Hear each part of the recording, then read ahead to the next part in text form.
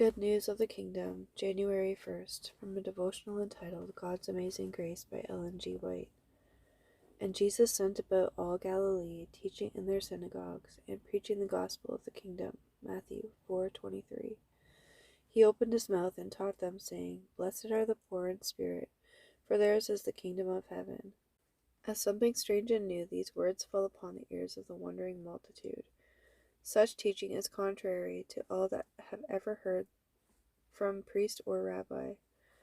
They see in it nothing to flatter their pride or to feed their ambitious hopes. But there is about this new teacher a power that holds them spellbound. The sweetness of divine love flows from his very presence as the fragrance from a flower. In the throng that surrounded Jesus, there were some who had a sense of their spiritual poverty. There were souls who, in the presence of his purity, felt that they were wretched, miserable, poor, and blind, and naked, and they longed for the grace of God that bringeth salvation. Of the poor in spirit, Jesus says, theirs is the kingdom of heaven.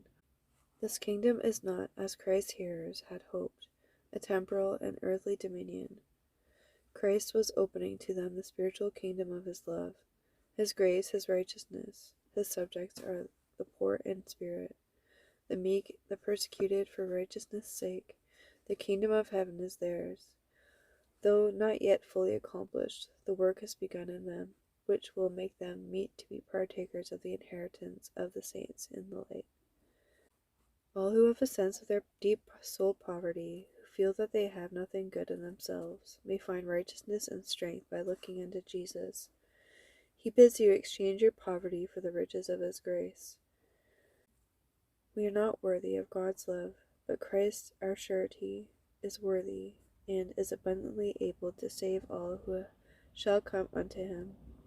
Whatever may have been your past experience, however discouraging your present circumstances, if you will come to Jesus just as you are, weak, helpless, and despairing, our compassionate Savior will meet you a great way off, and will throw about you his arms of love and his robe of righteousness.